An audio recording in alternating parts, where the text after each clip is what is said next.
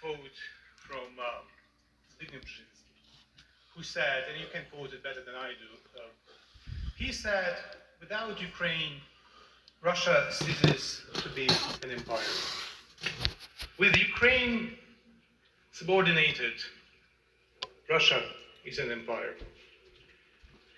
It is very unfortunate that in the 21st century, there are still people, there is still a leader, or the leader rather, who believes that empires can be rebuilt and re-established. It will never happen, and it will never happen because of the global citizenship of all of you and because of the global effort to help Ukraine to fight the evil. That was Ukraine's ambassador to the United Nations over the weekend. He lent his voice to the Global Citizen Now Summit, where I hosted a panel with European Commission President Ursula von der Leyen, also Cisco CEO Chuck Robbins, and Global Citizen CEO Hugh Evans. Afterward, I sat down for an exclusive interview with von der Leyen, and there was a lot to discuss, particularly Russia's invasion of Ukraine. Madam President, thank you so much for joining us on Morning Joe. It's a pleasure. Thank you for having me.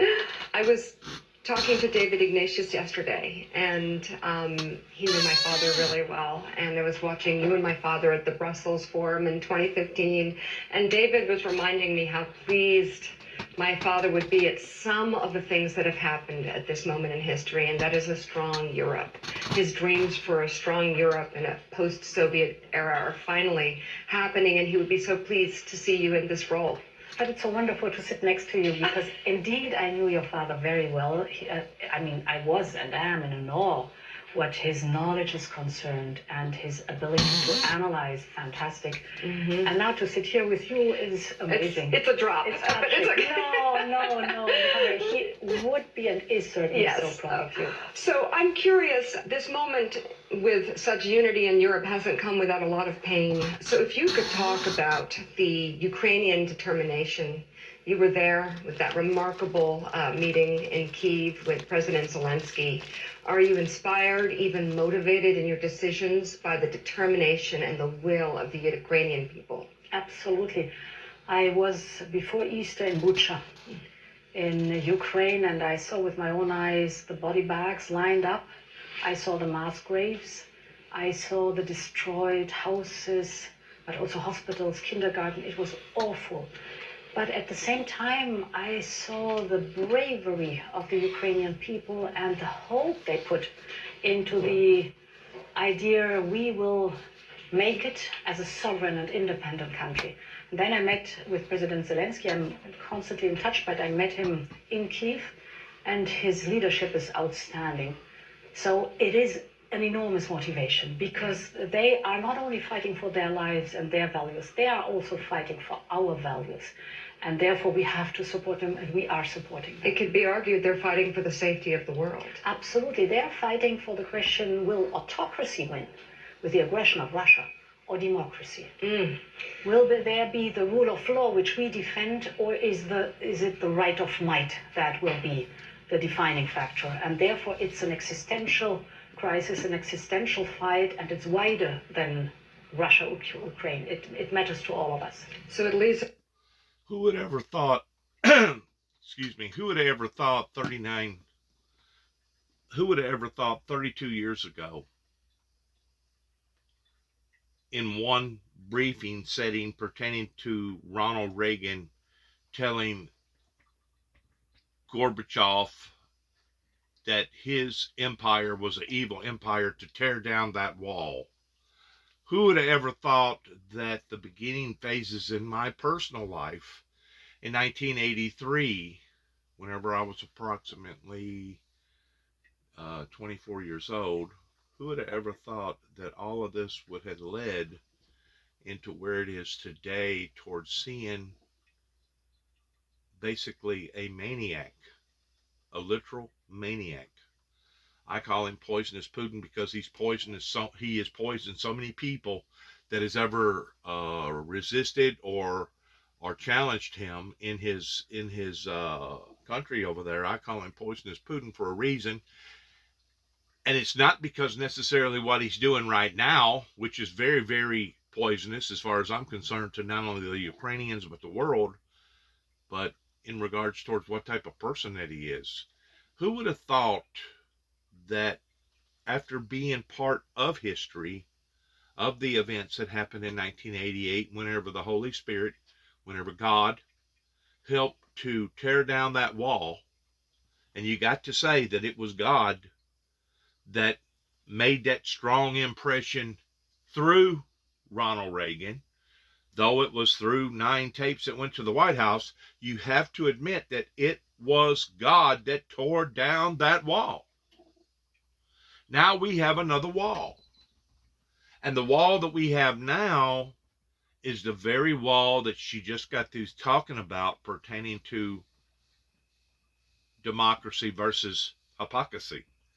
And it really just floored me whenever all this come about the way that it did, give or take now about 3 months into this, towards how that now we can watch biblical Bible prophecy unfold on scales that we never would have even began to have imagined. I'm going to say a day before February, whenever all this broke out to begin with. Who would have ever thought this?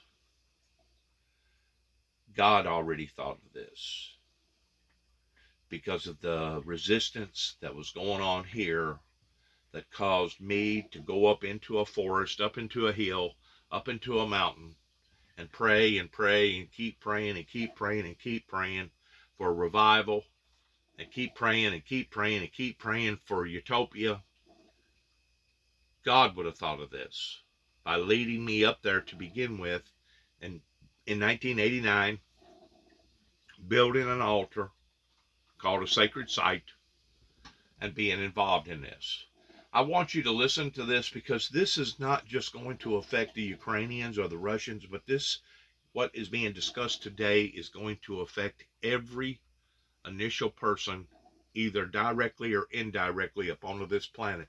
And I know that sounds bizarre or obscured, but you know, there was another statement that recently come out pertaining to smartphone technology that I had no earthly idea that there was over 3 point something billion smartphones in the world.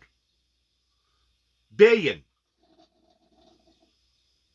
That was almost unbelievable to me. Almost a third of the population on this planet right now has access to computer software, artificial intelligence pertaining to our devices that we hold in our hands. So if you would please pay very close attention to this, because this has to do with our future, our children's future, and possibly their children's future, depending upon how long that God allows for this thing to stand, how long that God will tolerate all this that's happening in the past to either take an about face and go in another direction, or whether or not we're going to continue to keep digging our holes a little deeper and a little deeper and a little deeper to the point that it will become a unsustainable planet to live on. Please listen. So it leads us to the European Union. We've heard President Macron's reservations about a quick admission for Ukraine. Can you assure President Zelensky that they will be fast-tracked to be members of the EU? I think they belong in our European family, and therefore there is a certain, and that's correct, and needs to be a certain procedure to access the European Union, because you have to meet some standards, defined standards. So there will be no shortcuts. But what we can do, and this is important, I proposed now to the European Council, and thus also I discussed with President Zelensky, that we establish a platform for the reconstruction of the country. We will need billions and billions of euros and dollars. And on this platform, with the reconstruction investment, we combine it with reforms, anti-corruption, administrative capacity, independence of the judiciary. So that will pave the path toward the European Union. And this is something where he's also very much looking forward, and we need all to contribute to this platform. Of course, the European Union, but also our American friends and other like-minded countries and the international financial institutions. You say no shortcuts, though. That could be worrisome if you are a Ukrainian listening to you right now. I want to weigh in here on what she's talking about. You know, whenever I look at the shortcuts, I look at somebody like John Tanner, that in 1983 was a representative over here in Union City, Tennessee. I look at other people that at that time was the governor of the state of Tennessee during the time that 9 Tapes wound up going to the White House. I look at other people, official people in the state of Tennessee, as well as ministers, that thought that they was going to take a shortcut. They thought that they was going to be able to say one thing out of one side of their mouth and do the complete total opposite out of the other by using a portion of my testimony, knowing that my life had obviously been spared, that a miracle had taken place in my life in 1983, but also in the events that happened in 1988 towards me meeting these Arabs and the angels of God coming down from heaven and placing a crown of thorns on top of my head. They thought that they was going to be able to use a portion of this to be able to subdue the rest of the 197 countries. I think it's 197, maybe 198. But they thought that they was going to be able to use a portion of this to subdue the world by saying, oh, the world isn't going to end by a nuclear holocaust. It's going to end by the way that the Bible predicts for it to end. But yet now they wasn't willing to act up onto that pursuit that they had already done, planted that seed out amongst the rest of the superpowers, that Gorbachev tear down this wall was part of that part of that grand concept. And it's only until now that I can look back, historically speaking, because I was part of that history in an indirect way because of the miracles that took place in my life pertaining to me meeting this Arab individual that's basically Satan in the flesh, pertaining to one of the Saudi Arabian leaders that is now grown basically into adulthood like I am today. Who would have ever thought that all of this that happened then is now part of that that's happening today? But from my perspective, because I know what occurred in the Ronald Reagan administration, not only in the beginning phases, shortly after that he got shot by Hinckley, but also in the latter phases of Ronald Reagan's administration, leading into Bush, that come in on the coattail of Ronald Reagan, that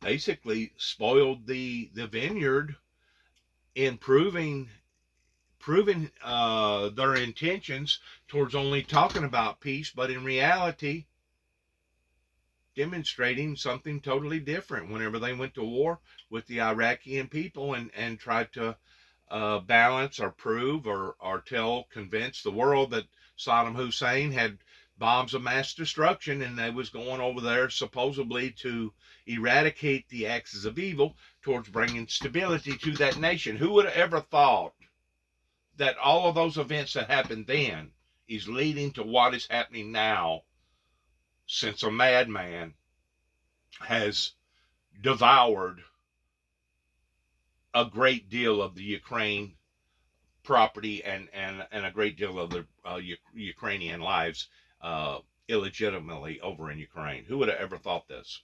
It is so amazing from my perspective towards watching these events unfold the way that they have unfolded. I want to reassure you Ukrainians, it's up to them, because I give you an example. Look at Slovakia. Slovakia at a certain point in time decided we want to join the European Union. And they were so fast, it took them a few years and they were members of the European Union. We have other candidates. Since decades they are candidates, but not advancing Okay, that is another story. So whether from being a candidate country you then make it to join the European Union is of course up to the Ukrainians, and we want to support him with all means. This is investment, but it's also the advice for reforms. And I'm sure, I saw how determined they are. So they will show the same determination to bring their country forward towards the Their European determination is certainly proven already, but the concern is, what if it's not in the complete shape it's in? What if part of it has been taken away? There are members of the EU who are pretty phobic to expansion. Are you worried? Are you willing to fight this for Ukraine? I think together with the Ukrainians we can convince those who are skeptical and prove to them that the country is advancing and matching the standards, the necessities for accession. And this is our task. I mean, it is a path to go, but as always in life, it's a question whether you're really determined, whether you have the help and the support or not, and we are really willing. I think they really belong into our European family. Mm-hmm. I want to read from Thomas Friedman's article in the New York Times. He's a columnist. Before she reads that, I want to say, it's one thing for people to say or claim that they support you. It's one thing for a group of people that talk about the end time events pertaining to the realization of various biblical Bible prophecies. It's one thing for a group of people to know the difference between godly people and ungodly people. It's one thing for a group of people that talks about that they want peace, but in reality they have proven themselves to be just the opposite of that, pertaining to a society over here in America that has crumbled, literally crumbled. And it's another thing to actually get in behind that person or get in behind that movement or get in behind that ministry and actually support it. And that's the stuff that has been lacking in the life of the founder of the Windmill Ministries missions, pertaining to how that I have had to struggle and go through obstacle after obstacle after obstacle after obstacle. I have had to go through hula hoops and jump through circles and turn cartwheels and try to land on my feet each and every time. And of course, at the age of 61, now I've reached a point now that, whenever it comes to doing tricks like that, the old gray mare, she just isn't what she used to be. And I know that according to the Bible, my works will not be done in vain. I know that, just like Martin Luther King's works. His works was not in vain, just like all the other prophets, including, most importantly, Jesus Christ's works was not in vain. Those people that put forth that good foot are seeing and will see the full demonstration of the meek inheriting the earth, just exactly how the Heavenly Father has already predicted that the meek will inherit the earth. I don't know when the meek will inherit the earth. I don't know how the meek will inherit the earth, but I'm standing firm on God's promises, not just on that promise, but on all the promises that good will outweigh bad, and that we, as struggling saints of God, towards trying to struggle for our sainthood here upon the planet, eventually we will hit the mark, especially if we stay committed in that in which what God has given us to be committed in. All Christ said that all the gates of hell could not prevail against the kingdom of God. That's the part that obviously a lot of the people here in America, especially with the so-called church members of the old sector, that's either my age or older, I call them the boomers, the baby boomers. That's obviously the part that they didn't take under consideration whenever they thought that they was going to be able to destroy the individual that's talking to you right now. And right now I'm talking to people like the Neals. I'm talking to people like over in Kenton, Tennessee, pertaining to the Crosses.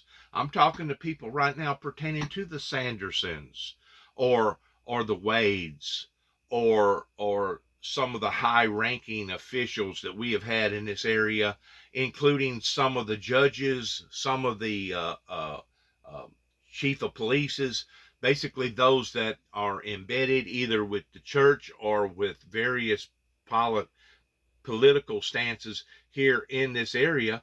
That was the part that they didn't get. They didn't understand that whenever it says in the Bible that all the gates of hell could not prevail, that's exactly what it meant. Now, for some illusional reason, even though Reagan accomplished what Reagan accomplished by getting that wall tore down, in convincing others that it was an evil empire, for some illusional reason, various people thought that the things that I had been a part of would just suddenly up and go away, that I would give up, that I would surrender. Well, I'm just like the Ukrainian people. I would rather die than to surrender. I have already surrendered. I've surrendered to the Lord Jesus Christ of Nazareth towards making a commitment that I'm going to follow him and be committed to him just as much as I know that he's committed to me. Now, if the people in this region, in this area, hasn't been convinced of that by now, towards the struggles and the barriers that I've had to walk around or walk over or try to go under, if they haven't been convinced of that by now for 30 some odd years, since 1988, then 34 years, I guess they're never going to be convinced. You know, these are the type of people that obviously that don't know their what's from a hole in the ground, and because of it, they are so entangled in doubt. They are so entangled in unbelief. They are so entangled in grief and evil. Who in God's name would ever want to put the first horseman that's going to go forth conquering and to conquer? Who in God's name would ever even begin to title that particular individual as being Satan, or even a Satan type figure towards being the false prophet? But I guarantee you, a third of the churches around here or more, that's exactly what they was teaching and believing for years and years and years. Why would God have allowed for that to have occurred if God himself predicted that the meek was going to inherit the earth? Do you think, after you listen to the teachings of Christ, that a house that's divided will not stand, that Satan cannot throw out demons of more demons, the Beelzebub throwing out more demons, that how can people around here be convinced of that? But they was. Just like people was convinced during the time that Jesus was, during his reign, that Christ was obviously a fraud, that Christ was not who he said that Christ was, and they was willing to destroy his life too as well. And if I didn't come forth either in the United States of America, or if I didn't come forth during the time that I did come forth, yeah, they would have probably already done, actually made which they have. I've been poisoned now twice. Poisoned one time in 1989 up in Elizabeth Mental Hospital there in Washington, D.C., or I believe that I did. And I got poisoned recently up here in the state of Kentucky pertaining to Judge Woodall in Trigg County, Cadiz, Kentucky, towards trying to put me on Risperdal that basically messed my whole DNA, my thyroid, messed with a great deal of the stuff that I wasn't having to fight before then, that now that I am. I was already struggling with a little bit of weight towards being around 230, 240 before they ever arrested me and took me back to Kentucky. But within about a 90-day period, I went from 240 to 340. Bam! 100 pounds just like that. And today, with me being 61 years old, that has become an ultimate challenge in my life towards trying to reduce that weight or get that weight off, especially due to the old injuries that I've had towards 2 broken legs, 2 crushed ankles, 3 crushed vertebrae, 2 ruptured discs. My left arm's been broke twice. My right one's been broke once. Broken collarbone, a dislocated shoulder, kidney removed, tonsils removed, appendix removed, spleen removed. I mean, after your body goes through a certain amount of trauma like this, especially at the age of 61,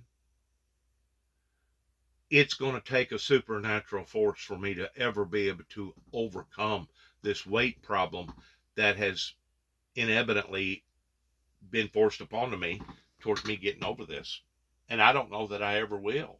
All I can do is hope and pray and believe and take one day at a time to believe that, you know, God's going to be with me towards me succeeding in accomplishing that in which what God saved and spared my life in 1983 to begin with. And not only did he save my life in 1983, but he saved my life whenever I fell off the building, in a 4-story building, because that could have killed me. He saved my life whenever I fell out of the back end of a pickup truck as a youngster at about 12 or 13 years old. He saved my life whenever I was up in Chicago, whenever I stuck some keys into an electrical socket and basically got electrocuted to death, whenever I walked around with the imprint of keys in my hand for about a month, and I went around tasting the taste of copper for about a month. I realized I'm not the most elegant person in the world, okay? I wasn't trained to be elegant. And if people are looking for elegance out of me, they probably need to go look somewhere else, because I'm not a gentle, elegant, well-spoken person. I'm rough around the edges, and I know I am. And that was the way that I was brutally trained, as my family members was all loud and they was all, you know, this way. But I guarantee you, if I wasn't the way that I am today, in which I'm not saying that I can't change, but if I wasn't the way that I am today, I probably wouldn't have been able to have went over all those hurdles. I probably wouldn't have been able to have gone through all those barriers or around all those barriers that obviously Satan continued to keep working through various people in various states towards, let's make it hard on him, let's make it tough on him. He'll eventually sit down and shut up. You know, every time I'd stand up, they'd knock me down. Every time I'd stand up, they'd knock me down. Well, I think now, in some people's eyes, they realize that obviously something has taken hold in this individual's life, because he's not going to let this go. Just like the people in Ukraine. They have been planted a seed of freedom, and they would rather die than to give up that freedom. And this is the part that I don't think that a lot of people in the world can truly understand, unless you have had your freedom jeopardized, in which I have, not once, not twice, but several times, where people wanted to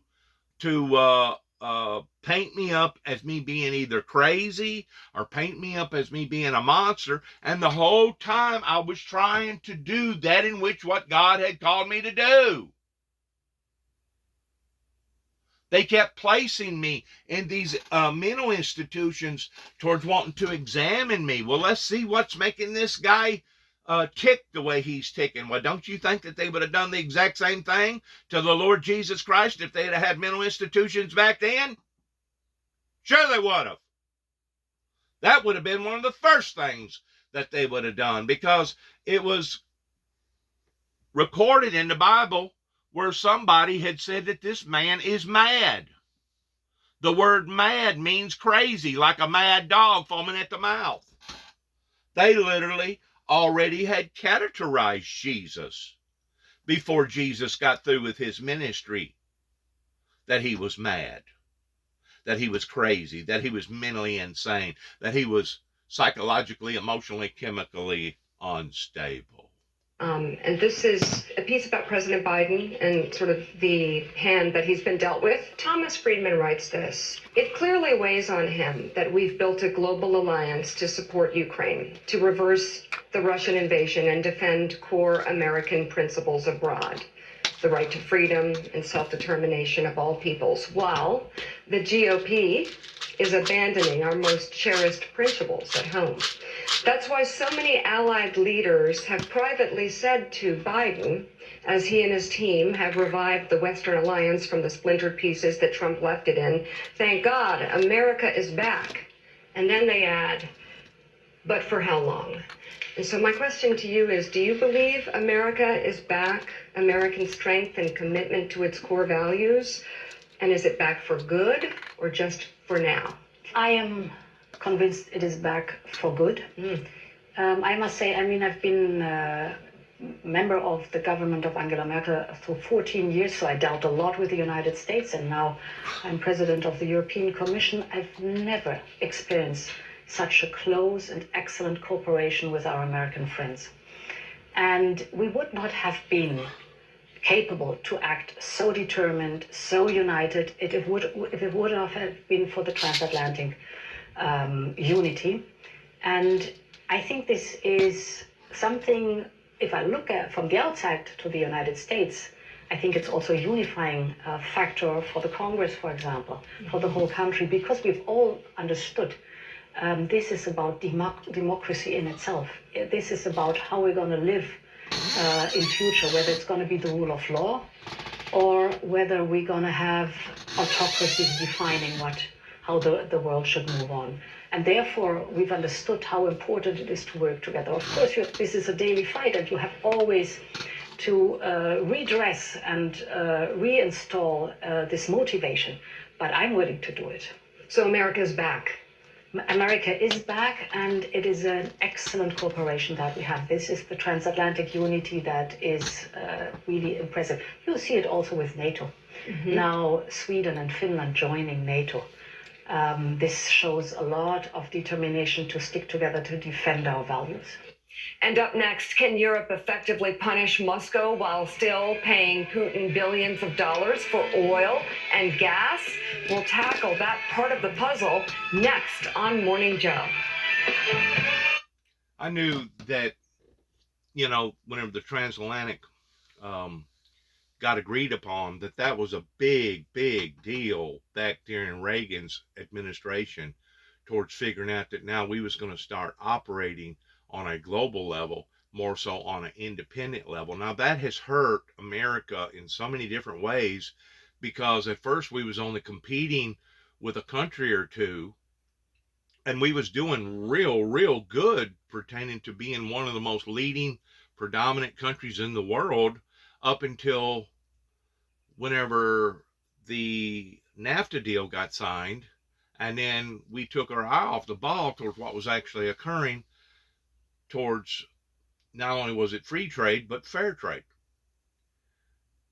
Our politicians has failed us in that regard towards not staying competitive with the rest of the world. And the reason why is because of various unions that come into play that got everything so unproportionately out of balance pertaining to the labors here in America, in which they're still out of whack. We're probably more out of whack now with the labors pertaining to what's going on than what we've ever been, because there's too many imbalances going on. But I knew that the transatlantic deal was a big deal whenever all that come about. And now, after all this has occurred, we can look back and see where it was, I don't even want to use the word pertaining to the individual's name, but we see where the prior president before Biden was dead set towards wanting to end the transatlantic agreements, that wanted to end the NATO alliances, and we also see where Congress was allowing for this prior president to get away with doing some of the things that he was doing to the Ukrainian people at that time, that I think was leading into the disasters that we're seeing today because of what our own Congress was doing by turning their backs upon the Ukrainian people after we had made the agreement that we made with them in 2015. There has to be accountability. And if we're not willing to hold are highest regarding political officials in the format of accountability, then we as a society here in America are going to quit operating and functioning as a free, fair, moral democracy. And it's not just democracy in the fact towards us as an Americans having the rights, but it's looking now at the proportion of everybody's rights on a global scale, that how come we're issuing out this product over here more so than we're issuing out this product over here? How come we don't have these safety catches or these safety triggers in case this happens, that happens? And yet, of course, whenever you put all that into perspective towards understanding biblical Bible prophecy, you know that God is not going to continue to allow for a group of people or even a person to continue to do what he or she is doing without there being severe consequences. And if you'll put that in alliance with the alliances out of the book of Revelations pertaining to the woes, it all stacks up towards what we're facing right now in regards towards literal starvation. Please listen. 60s. And what is your advice to young women starting out? So, of course, I did never imagine that.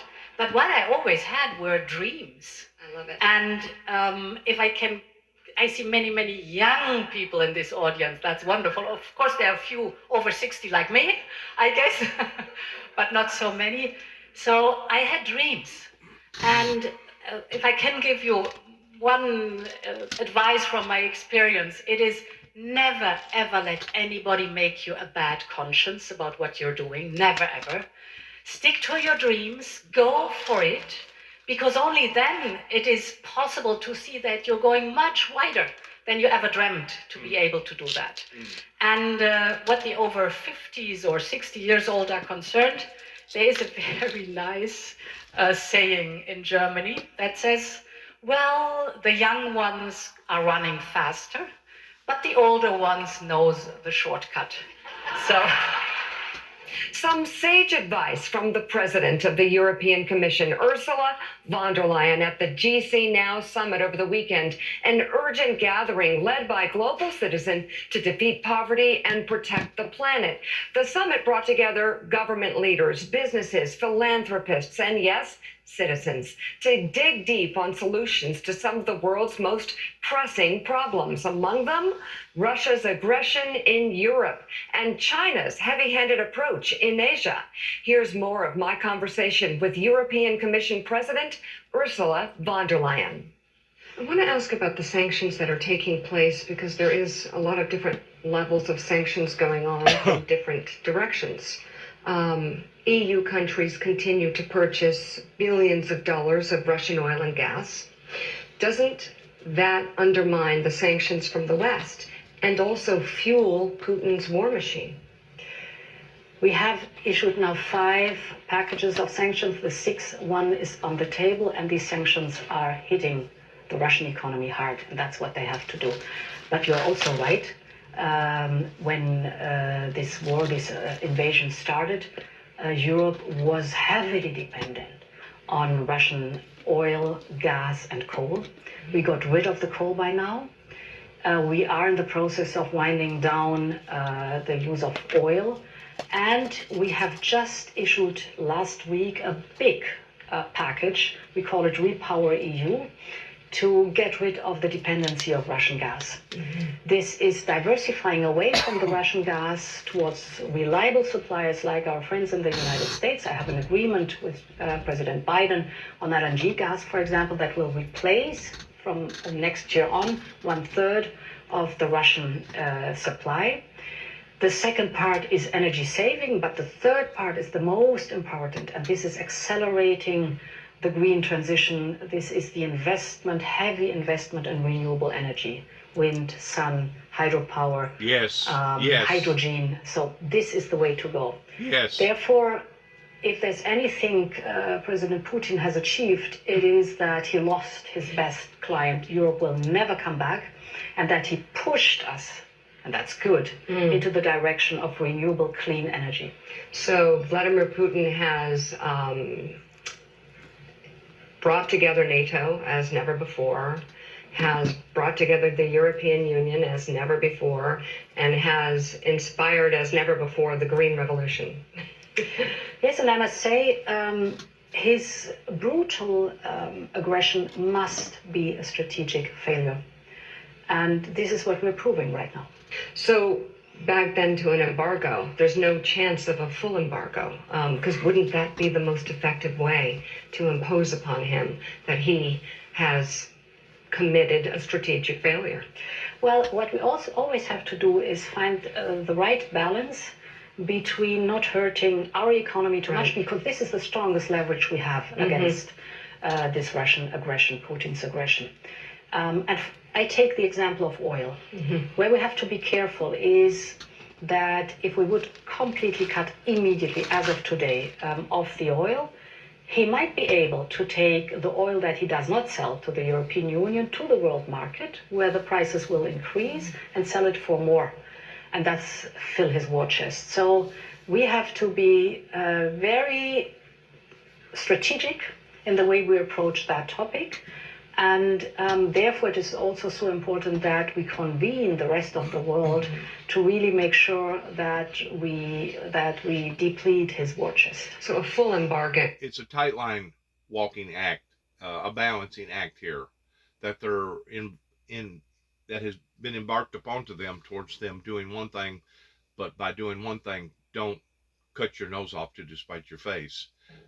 And there has been a silver lining to this, because I truly believe that the path that we was on, if God did not intervene the way that God intervened towards allowing for various things to occur, I truly believe that the world was going to implode, and we was going to annihilate not only ourselves, but we was going to annihilate every animal, every fish, every bird, every living existence upon this planet, if we did not wake up to what we was doing to Mother Earth. I truly, truly am convinced of that this really took intervention, spiritual intervention, and this was the only way that God could have worked this out and still lowered the casualty level on the level that it's on right now. Looking at it from a global perspective, you know, I'm not saying that no life is important, because all life is important. All life,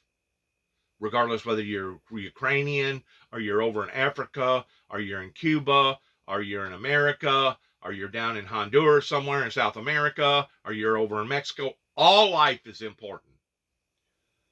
But to see life be taken on this scale has opened the eyes of a great deal of people, and this eye-opening historical moment, there will be a silver lining to it. And she's talking about how that's going to occur because of this. Full embargo would really be years away. Over time, what we do is get rid of the overall dependency of Russian fossil fuels, all three of them, and never to go back again. So with that in mind, what have you learned about the All that in mind, Putin has lost his cash cow. Russian invasion and its weaponization of its energy relationship with the EU? And does it set off in any way alarm bells about the EU's economic relationship or dependency with China? So the fossil fuel dependency with Russia is a unique one, if I may say so. And this is something where we are working hard now to get rid of it. I would take the bigger picture. I think for us in the democracies, we're standing up against the aggressor, the autocrat who is trying to wipe out Ukraine from the map. And therefore, others are watching very closely whether we will win that struggle, that battle. And therefore, it is so important that we are successful, and we are successful. in making clear that this is not acceptable, this falling back into behavior of the last century. So is the China issue sort of a little bit down the road, but more clear now? I mean, what can and should the U.S. and the EU be doing together to more effectively manage China's expansionist goals, both economically and militarily? I think it is very important that we show the resolve that we're showing right now towards the Russian aggression and invasion. With China, we have a threefold approach. We are very clear that we say there are some topics there where we are negotiating partners, for example, fighting climate change. We have the same interest. Mm-hmm.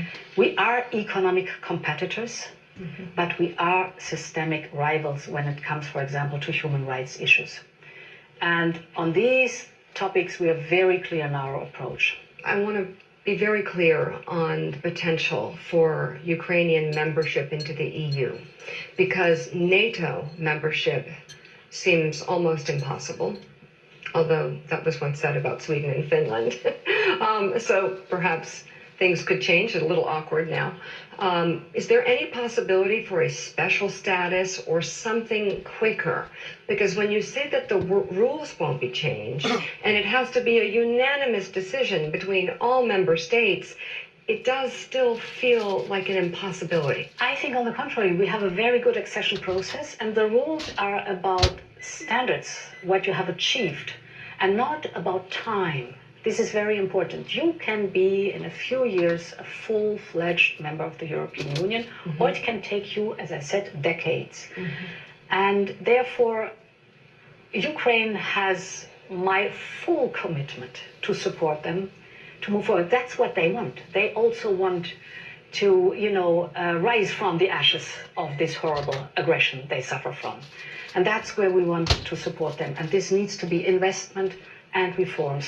That's why they elected President Zelensky to really do these reforms, and now he has strong partners to move forward. Another crisis on the horizon is food insecurity, and it's directly related to the war in Ukraine. What can the EU do? What are your concerns about strategic ports that could be cut off and could then spawn a food crisis in the coming months, not just in Europe, but around the world? This is a deep concern. Ukraine is the granary of the world.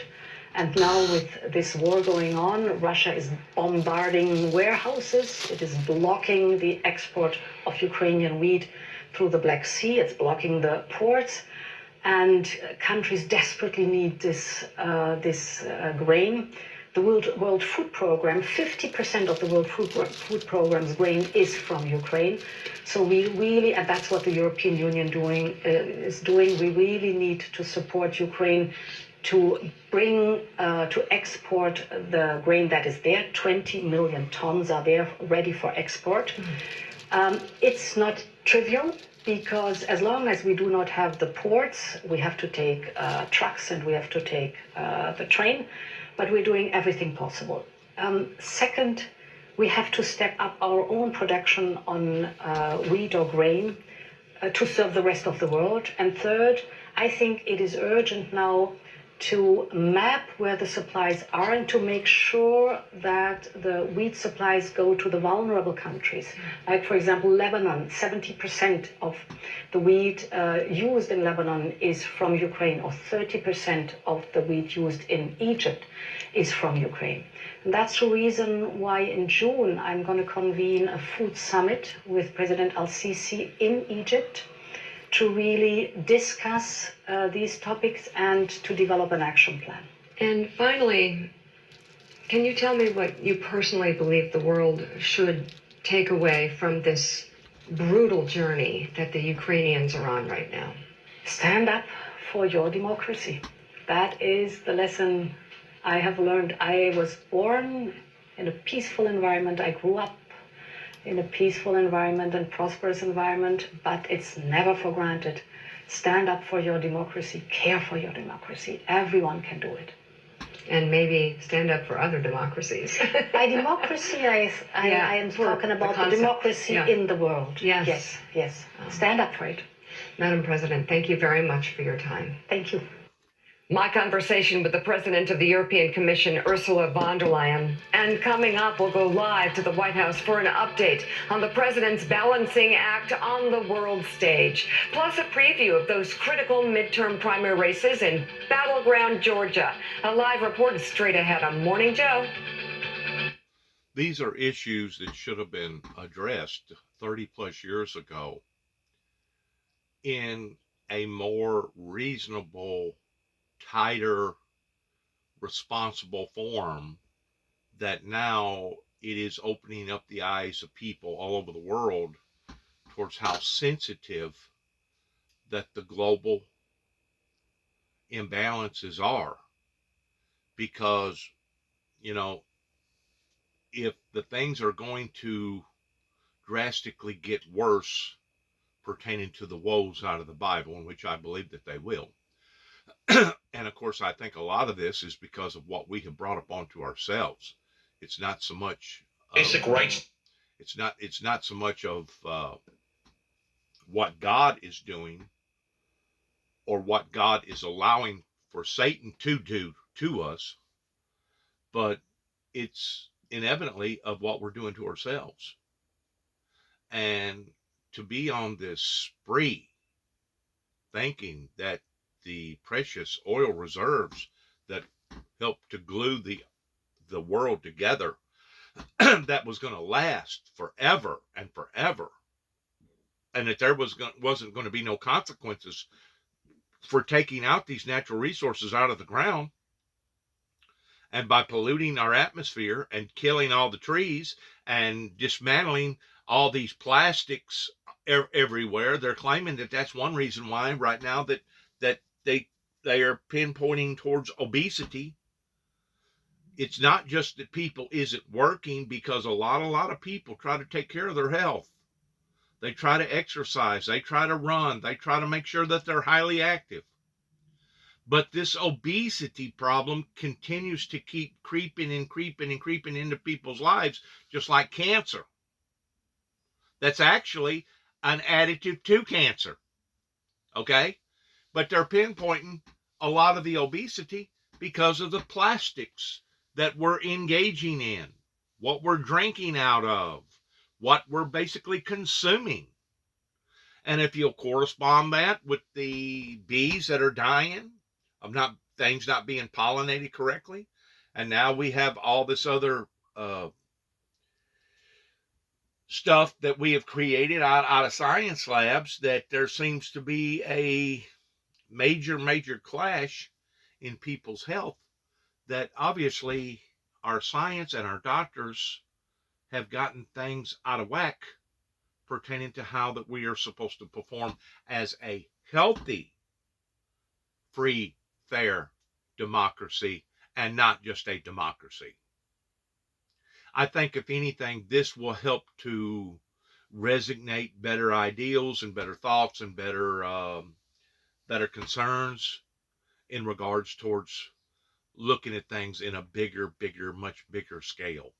But like I said, whenever you put all the things in the right perspective pertaining to how that God is either allowing or we ourselves are rectifying the normal ecosystems, to where places of the world that used to have predominant green vegetation that are now drying up and getting dry, kind of like out in California and Oregon, and even places up towards Washington State that we have seen pertaining to the fires, or places that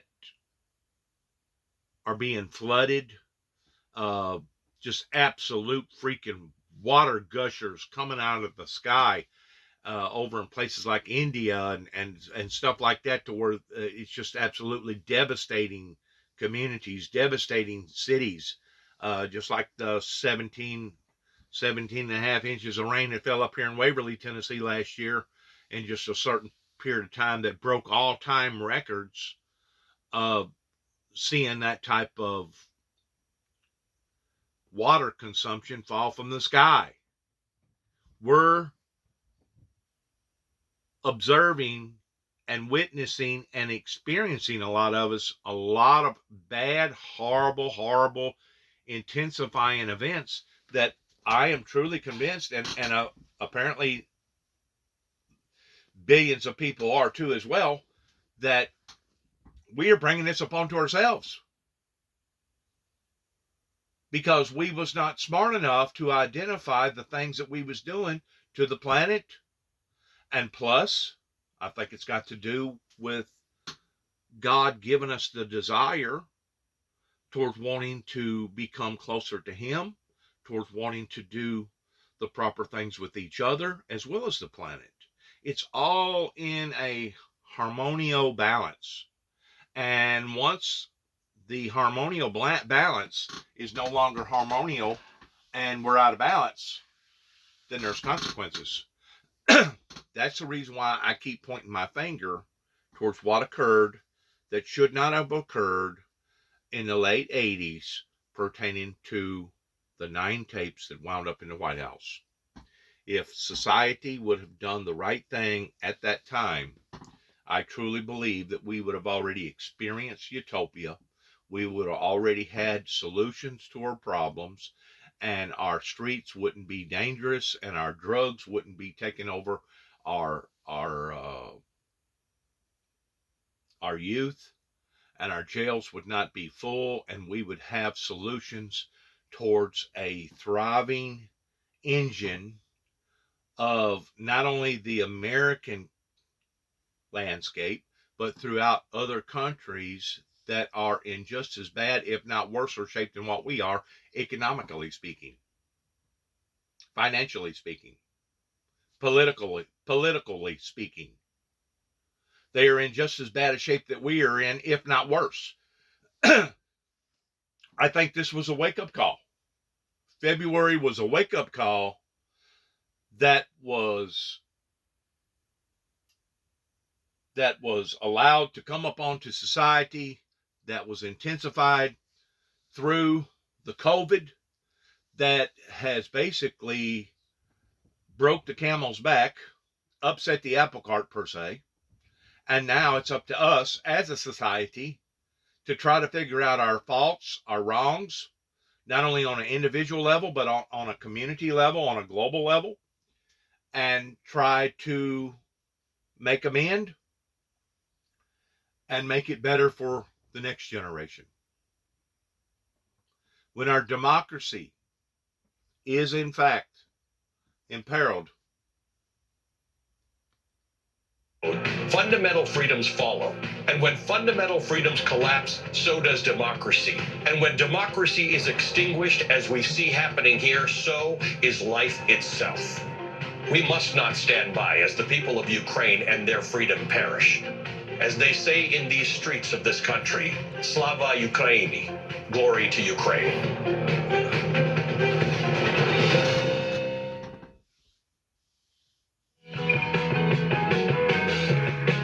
Live look at San Diego this morning. Welcome back to Morning Joe, the 4th hour now. We're rolling right in, 9 a.m. here on the East Coast, 6 a.m. out west. Time to wake up. We've got a lot to get to this hour. This morning, President Biden declared the U.S. would intervene militarily if China were to invade Taiwan. NBC's Peter Alexander is traveling with the president. He'll join us with his latest reporting on that. Also, developing news on the baby formula crisis as U.S. military planes carrying shipments from Europe finally arrive. We'll get a live report from the White House on what the administration plans to do next. The crisis continues. And the latest on tomorrow's closely watched primary race in Georgia, amid reports that the Republican Governors Association hatched a plan months ago to spend millions to defend incumbents against what one former governor called Trump's personal vendetta tour. And there are new developments this morning on the war with Ukraine as Russia intensifies its bombardment in the eastern industrial heartland. Fierce fighting in the Donbass region is forcing a new round of Ukrainians to flee their homes as Ukrainian and Russian troops battle it out town by town. The battle for Severodonetsk has become a major focus as Russia seeks to capture one of the last major cities in the key eastern province still under Ukrainian control after taking the southern port city of Mariupol. The head of the Luhansk region says Russian troops are bombarding Severodonetsk constantly using, quote, scorched earth tactics. Ukrainian President Volodymyr Zelensky says the fighting in the east has become increasingly bloody, with up to 100 Ukrainian soldiers killed each day. Meanwhile, Ukraine is ruling out any ceasefire deal with Russia that includes giving up any of its territory. They are holding on. The country's presidential chief of staff tweeted yesterday, quote, the war must end with the complete restoration of Ukraine's territorial integrity and sovereignty. Over the weekend, Ukrainian President Zelensky said diplomacy is the only way to end the war. And Joe, as this just rages on, 100 soldiers a day dying, Volodymyr Zelensky is not giving in. No, not going to give in, obviously. No real reason to give in. They obviously, in the first phase of the war, pushed the Russians out of the Kyiv area. They held on at Mariupol for an extraordinarily long time and held up other Russian troops there. They've lost control of some cities, and right now there is a brutal, long, hard slog that's going on in the Donbass. Let's get more information on it by going to the big board with NBC News national security analyst Clint Watts. You know, Clint, what the Russians can't do on the ground, they do with artillery, and it is a scorched earth sort of approach to warfare, which is, again, what they've long done to make up for their ineffectiveness on the ground. That's right, Joe. We've seen a complete transition from the Russian plan of really bold maneuvers, trying to do massive envelopments, to a very concentrated battle here in the east. A few updates just to check. Could you only imagine if kings back during the old Bible days, if they had the technology and the sophistication of being able to monitor their troops the way that we can today? It's almost as if we're keeping score on a scoreboard towards where they go and what they do and how much they do and where they go and et cetera, et cetera. Could you only imagine the technology that would have been to lots of people's advantages back thousands of years ago if they would have had the same technology then that we have today?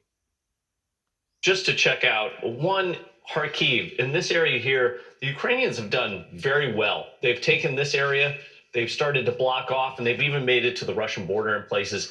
This is the line of communication from Belgorod down to this Izium axis. Izium was originally the plan here for the Russian military. They wanted to envelop all the way out and try and take all of Donbass, and that plan has failed, at least up to this point. And there's a lot of doubt about whether they'd be able to do this.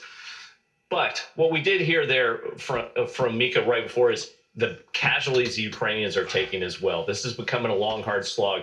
And the one thing we don't know through most of this battle is how is the Ukrainian military doing? We see their successes, especially in the defense, but they were doing counteroffensives last week. And offense equals manpower, manpower equals casualties as you go and look at what's happening over time. The original plan of the Russians was to try and link up Izium down here with the Donetsk and encircle all this Ukrainian military. That has not happened. You're seeing a very traditional slog of artillery, like you talked about, Joe, where the Russians are pushing out right around this area, north and west. They would like to try and link up and surround Severodonetsk. That's the town where you hear of those intense battles going on right now.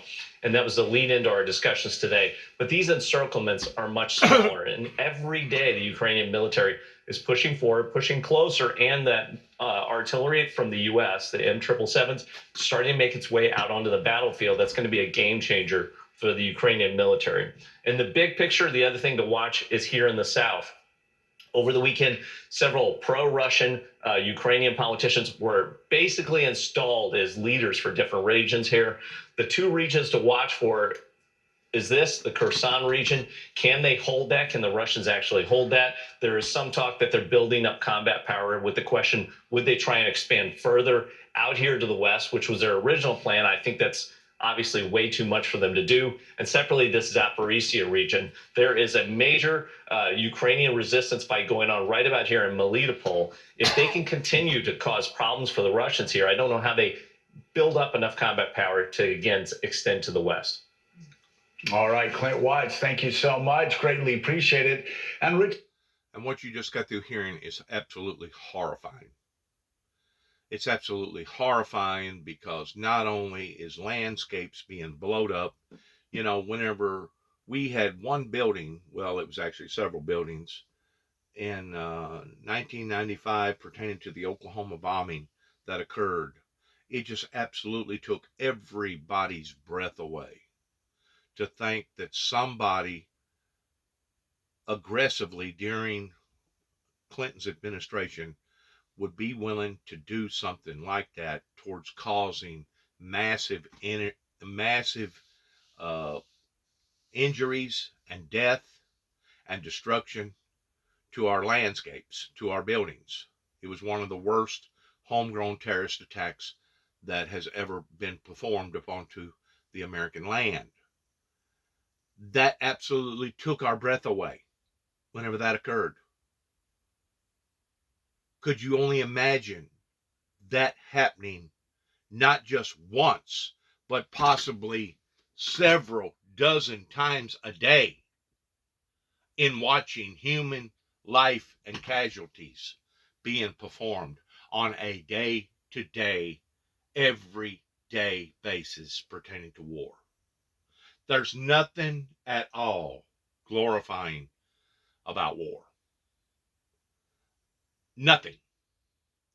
And if a person thinks that it is, if a person thinks that it's cool to watch a bunch of terrorists cut off and do live beheadings on Facebook or social media platforms, they are sick. They are not only humanly sick, but they are metaphorically, medically sick, and they need to go get help immediately if they find this type of barbaric behavior either interesting or entertaining. Because there is nothing about this that is entertaining. It is gruesome, it is gory, it is horrifying, it is reckoning people's lives, it is reckoning landscapes, it is terrifying to say the least in regards towards what these people are suffering on a day-to-day basis. And of course, we can identify a little bit of that pertaining to 9/11 whenever two planes decided to turn themselves as into missiles that basically caused the collapse of two major buildings, the Twin Towers up in New York City, that eradicated somewhere around 3,000 people that day. That absolutely stunned America. And not only did it stun America, but it stunned a great deal of the world that observed and witnessed that. Now, on the other hand, there was those sick, deranged individuals that at the time, whenever it occurred, the Taliban and the Jihad and those over there in the Middle East was bowing and praying to Allah, thanking Allah the reason why that so many people just got through being destroyed. They was actually having parties because of our destruction over here. Well, those are the very people that I just got through discussing that are sick and need help. They really do. They need spiritual help. They need physical help. They need medical help. They need help. For anybody to see that this is some sort of a game or entertaining, because it's not a game, it's not entertaining, and it wouldn't be entertaining to you if it was your community or your home or your business or your whatever that just got through being destroyed. And if we do not look at this in the right frame of mind towards what exactly is going on over there in Russia, what really concerns me is that I've been told that poisonous Putin has cancer and that he knows that his days is numbered pertaining to him going to come to his death. Okay? My concern is that once we develop a plan and a pattern that we are defeating his military again and again and again and again, in which we ought to, because what he's doing is wrong. What he's doing is absolutely insanity wrong in attacking this country the way that he's attacking them, because he could have worked out some other type of an agreement or some other plan other than going in and doing an onslaught. But my concern is because he's dying and he knows that he's dying, and because he could possibly realize that because of their technology, et cetera, and because of the will of the Ukrainian people, that he's basically going to lose this great battle that he's committed to try to obviously achieve. That once he reaches that, what's he going to do? What's poisonous Putin going to do? Because I've always been told you can run a fox to his home, but you can't run him from his home. And it's pretty obvious we're dealing with a madman. We're dealing with another possessed individual like Adolf Hitler. And because of this, would Putin actually be willing to initiate a nuclear catastrophe to not only that region, but to the world by issuing out, I think he's got over 6,000 nuclear heads that he could probably unleash all at one time at the order of him, at the order of one man. It wouldn't have to go through a process. It wouldn't have to be voted on. It wouldn't have to be going through some sort of special committee. In other words, if President Putin says, I'm going to end it, I know that I'm going to end it, I'm going to go out in a blaze, and everybody else is too as well, what the hell would that actually do to not only that region, but the world itself? You know, whenever President Putin, poisonous Putin, says that the ground that we just got through walking on has shifted, I don't think really and truly how much the ground has shifted that the American people over here realize has actually shifted. Between that, COVID, between the Bible prophecies, I think it's time for a great deal of people to wake up and start smelling the roses, start smelling the you-know-what that we've been walking in here for the past few years. Because this could absolutely be devastating to the planet towards watching a madman that has access to those big buttons to actually push them. I don't know what the world would do in response to that. I know that it would be the end and the annihilation of his own people over in Russia. But the sad thing about it is, what would be the consequences from here on out pertaining to the nuclear fallout? Because you know good and well it wouldn't just affect them. It would affect regions all over the world. Even if it was just confined right there in that one little area. But you're talking about an area that's going to affect Germany, England, Sweden, Poland, all those other little countries around there, even if it was confined just in that one area. So this is horrifying. How come we woke up on one day out of February and all of a sudden we realized that hell had been unleashed upon to our planet? And there's no doubt there's skirmishes all over the planet. We have, I think, in total about 40 different skirmishes going all over the planet, where people are fighting and they're issuing out arms, and people are starving, and people are fighting for their survival. There's problems everywhere, but not like this one. This one here tops it. You know, whenever we was at war with the Afghanistan government over there towards defeating the Taliban, we pinpointed and picked and choose towards who we was going to blow up and annihilate, and preferably it was more of their military than innocent bystanders pertaining to collateral damage. This is not what Putin has been doing. This has been a genocide. This has been an onslaught. This is something that we never would have thought that would have occurred, that is now occurring in the 21st century. The only difference between what Putin is doing today, poisonous Putin, versus what Adolf Hitler did is that Adolf Hitler did not have nuclear bombs. And poisonous Putin does. Which puts a brand new concept on what the consequences could be if this barbaric, cruel, insane individual is not put down either by his own people or by somebody else. It's got to stop. Just as the Ukrainian president said, the only way to end this is with some sort of a agreement.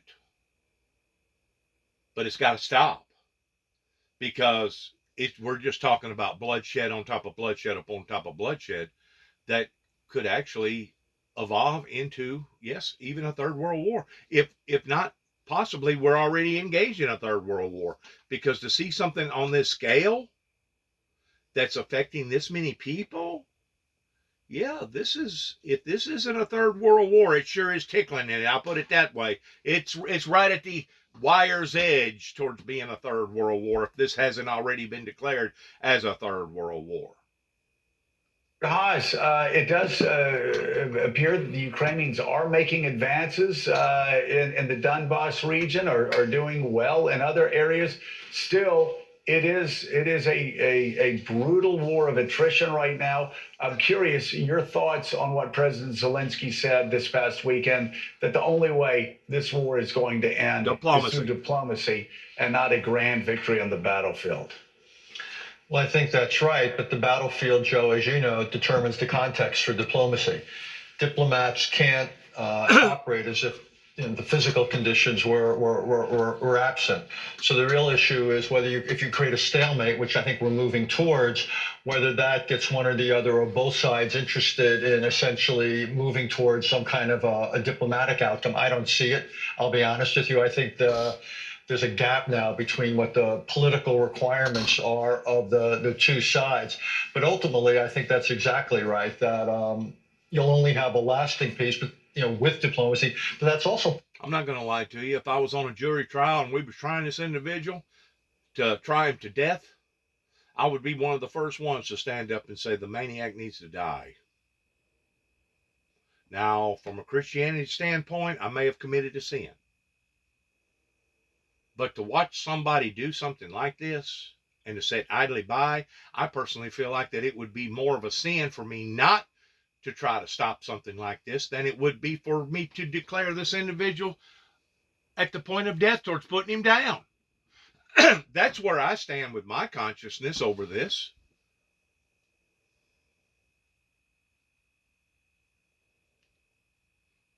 Has on millions of other Ukrainians around the country and around the world.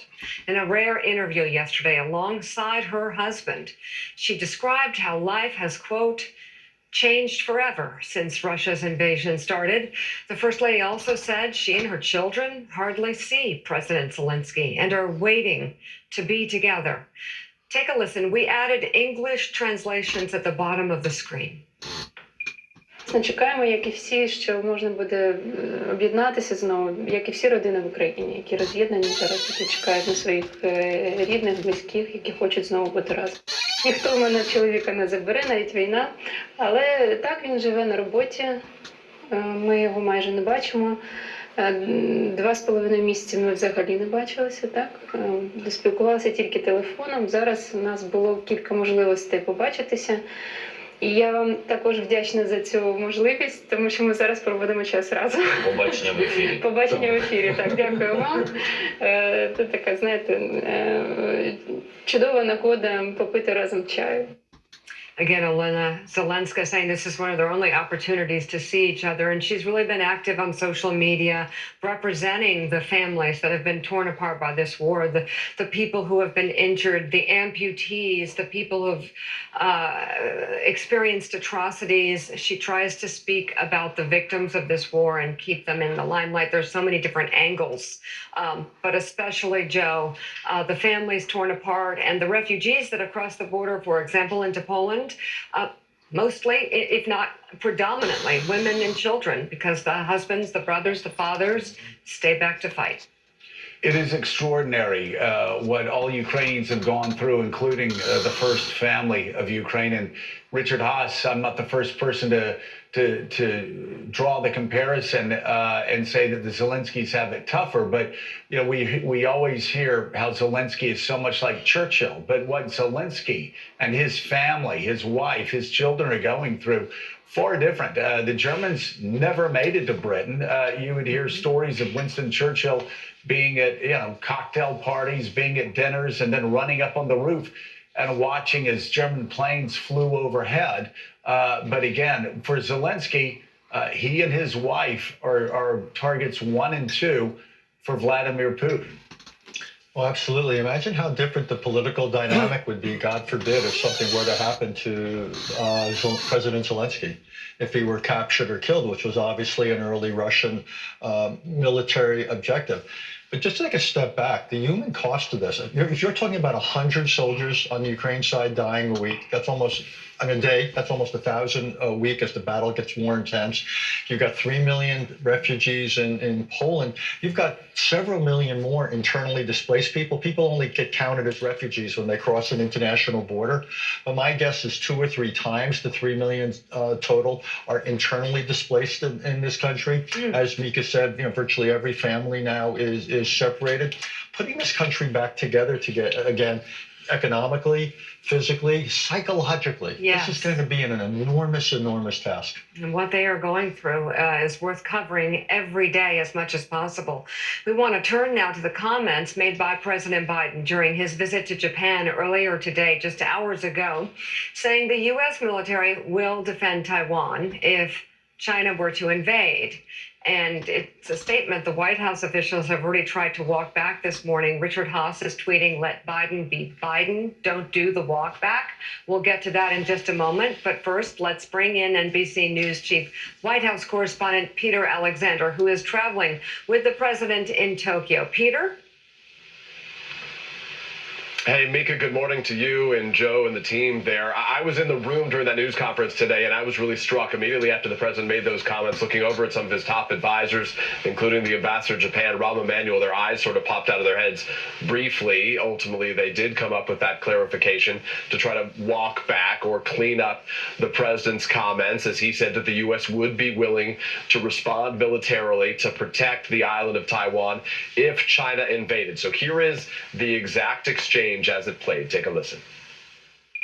You didn't want to get involved in the Ukraine conflict militarily for obvious reasons.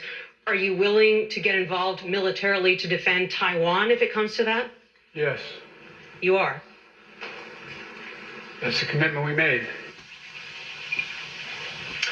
So the U.S. doesn't usually make that explicit security guarantee. Instead, the longstanding policy for this country, for the United States, has been one of strategic ambiguity, not being nearly as specific as the president was, though notably this was not the first time he has said as much. I think it's perhaps at least the third time, dating back to a town hall he did with CNN before, an ABC interview in the past. So whether it was by design or by mistake, his position on this appears to be clear. Nonetheless, the White House... I think it needs to be clear, okay, or clearer to poisonous Putin that if he decides to engage upon the nuclear activity, that he can pretty well count his city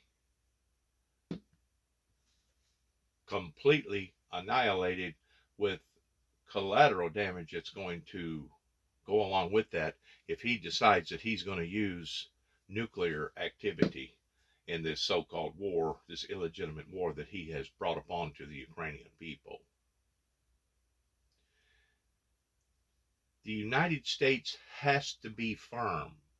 That was one of the things that Ronald Reagan talked about towards the stability of peace, especially at the expense of the global society. Because we know that if China was to invade over there pertaining to that peninsula or that little island that they're on, that makes, I guess, about, way I understand it, about 70% of all the electronics that goes into everything. I don't care if it's a car, a TV, a telephone, airplane. They make about 70% of everything that gets issued out to the world electronically. That if they was to be annihilated, it would literally set the world back probably 20 years. And we think that telephones are expensive now. If something like that was to occur, you'd probably be looking at least twice the amount of money for phones, if not 3 times the amount of money for phones. Computers alone in cars would probably go up 200%. Other big computers pertaining to home computers and business computers and airplane computers and military computers would probably go up 200, 300, maybe 400%. It would be astronomical to the world if something like this was to occur. So to me, the statement that our president just made should be looked upon as being something militarily speaking that needs to be addressed in a very, very powerful, committed way, but at the same time, in realizing that we hope to God that it will never, ever come to that. Just like we hope to God that poisonous Putin will never enact a nuclear conflict. Because if he does, I guarantee you, Russia will no longer cease to exist as Russia is today. It's sad that we have this type of aggression or this type of thoughts of aggression against upsetting the global communities this way. But I think it's been an eye-opener in understanding how crucial that it is for all of us to work as a unit. Pertaining to a divided house will not stand, pertaining to looking at the planet Earth as a house. Because there's so many people that relies upon so many other people that it's just unbelievable how this thing is roaring, just like fine-tuning a guitar, that if one little pebble gets thrown into the equation, it can be devastating for everybody. Just like the tsunami that hit over there, that killed so many people. They had to start all over again with all their technology, and thankfully there was enough people from other parts of the world that engaged in that towards a quick rebuild, and they got back up and going, and they got their machinery up and going, and they was being productive to the world. You can only take so many licks like that before it starts affecting everybody's life, just like what's going on right now with the petroleum advisory that was put out, give or take about, I guess, about a month ago, maybe a little bit longer, over in Germany and those places over there. Whenever that went out, I knew then that we was fixing to go backwards pertaining to the prices of our own personal gasoline and diesel. And just like yesterday, I was talking to my son. I said, well, has your work slacked off down in Memphis? Because right now he's operating 6 pieces of machinery down there. That's one of the biggest concrete pouring outfits, I guess, that Tennessee's ever seen.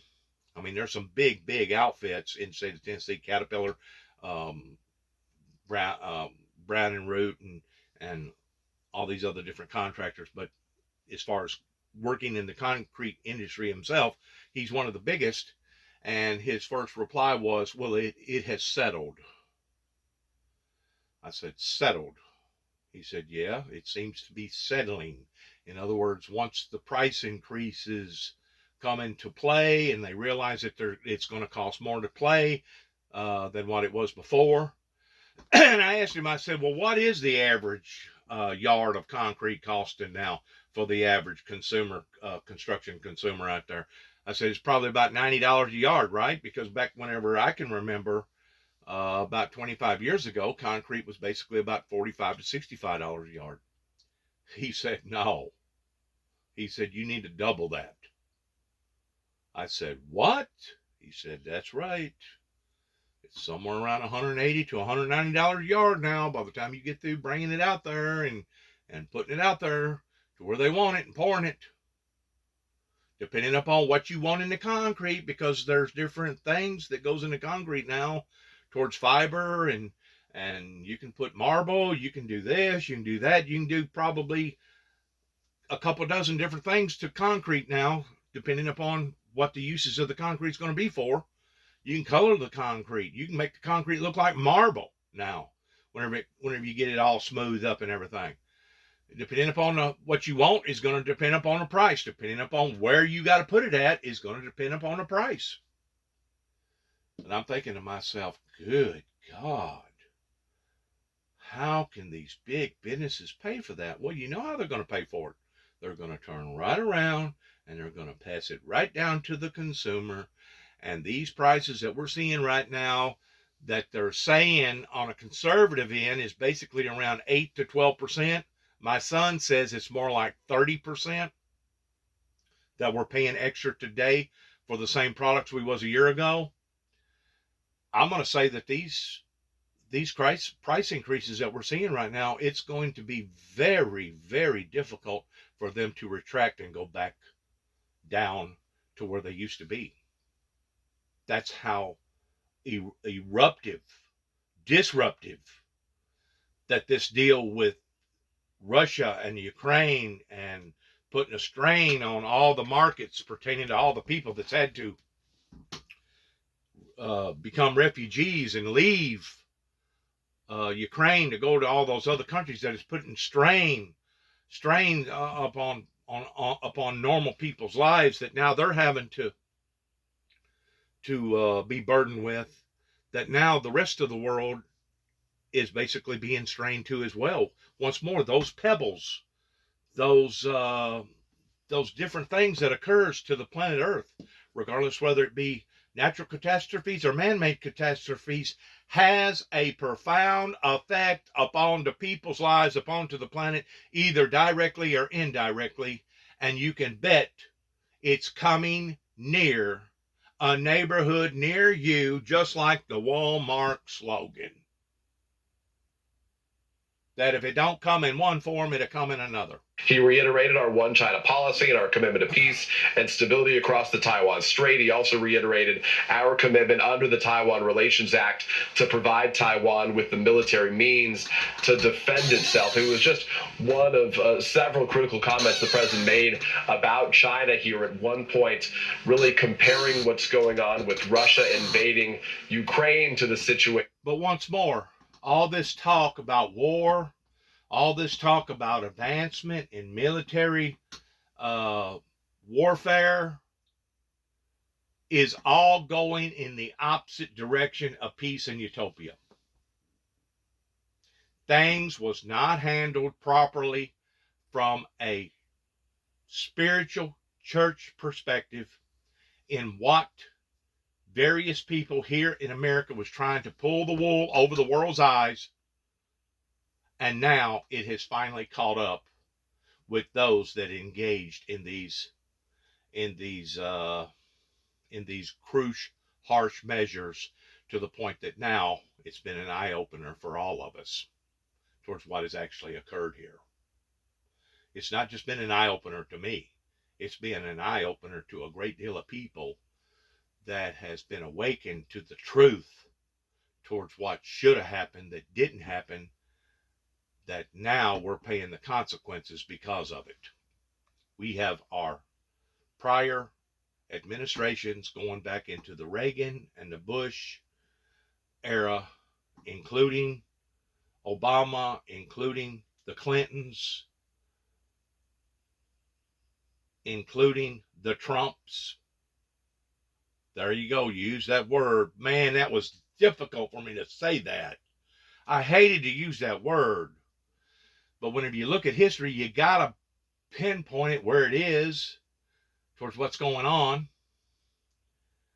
but you got to look at the past before you're ever going to be able to figure out the future. And that's where we are right now. We're in a very, very eye-opening event that can go just as easily one way towards it being even harsher, or towards a great grand revival that will elevate into a revolution that will be the solution for not just the American people's lives, but the world. That's where we stand. And if you can't see that and understand that, it's pretty obvious that you're out of touch with reality. When Biden's talking tough and not telling the Chinese what we're not going to do, what lines we aren't going to cross, because that brought us no good. That brought nothing good in Ukraine, will bring nothing good in Taiwan.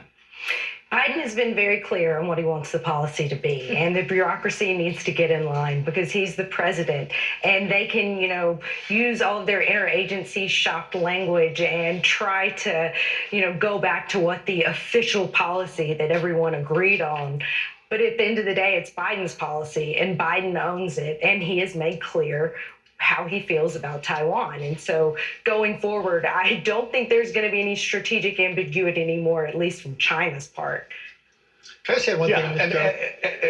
I just wanted to say, though, Richard, you are correct. We've had this one China policy for decades. Things have changed over the past 3 to 4 years with China. China has become even more aggressive. They have become not pariahs on the international stage, but they have aligned themselves with pariahs, and their behavior has been contemptible, both internally and externally. So if Joe Biden is taking a tougher line than presidents have in the past, it's because the situation has changed considerably. Absolutely. We've also had the demonstration of naked aggression by Russia. You had China, just before the aggression took place, sign a no-limits agreement with Russia. China's built itself up militarily. So, yeah, the situation's changed. And I thought the president threaded the needle exactly right. He is not changing the one China policy. We're not recognizing Taiwan as a sovereign entity or anything like that. We're not causing a crisis or breaking the fundamentals of U.S.-China relations. The whole question of strategic ambiguity versus clarity, let's just be clear on this. This is a unilateral American policy. This is how we go about implementing the one China policy. Just like China's changed things as it implements its policy, so too is it totally kosher for us to change how we go about implementing our policy. So I think this makes sense in policy terms. It's totally consistent with policy, good for the president. And again, third time's a charm. The White House staff should stand down. Yeah, and as the president travels overseas, here in the United States, his administration is working on the baby formula shortage. Thousands of pounds of formula from Europe are now on the way to U.S. hospitals and health providers after a shipment arrived in Indiana yesterday. A military plane carried Nestle's formula for babies with milk allergies. The USDA says it's enough to feed 9,000 babies and 18,000 toddlers for 1 week. So are they bragging about this? Because that's not something to brag about. That's bad news. Let's bring in White House correspondent for Politico, Morning Joe senior contributor Eugene Daniels. Eugene, that's not enough. That's not even close. We know that this plant was shut down, the one plant that really is the monopoly here in the United States, 3 months ago. And we've got enough for a week for 27,000 children, babies? Yeah, they know that's not enough. The White House knows it. The administration knows it. But hold on a second. The White House is tweeting, "Thanks, President Biden. Here is Operation Formula One or whatever coming through for the." And they're tweeting like this is the solution, and it's a big thank you to the president. I don't think Biden would. I think Biden likes to own things. And right now, this is the White House's problems. There are some Republican policies that might have contributed to this. This plant obviously had many more problems than they first thought when they got in there. They realized they had a bigger problem, but still 3 months later, they're tweeting thanks to President Biden for a plane load of formula that will last a week for only a small, tiny section of babies. And it's not just a small section of babies, it's also a small section of the small section of babies, because this is very specialized formula, right? This is something for babies with allergies. To most of them, you might hear some truck that's going past us right now, but the administration knows this. When they've been pushed the last week or so on this, as this crisis has continued to take headlines, what they've said is like, now we are really going to kick in the gear. So you see them talking about the Defense Production Act and invoking using the Defense Production Act. President Biden last night tweeting that this allows the two infant formula manufacturers, both Reckitt and Abbott, to add legally binding language to their orders with suppliers that will give them priority. So this will essentially allow raw materials have to go to these companies so that they can make the actual formula. So that's another thing that they're doing. They're allowing some of this stuff that's coming, some of the formula that's coming from Europe, which I think a lot of people didn't know, whether they had children or not, the kind of restrictions that the United States has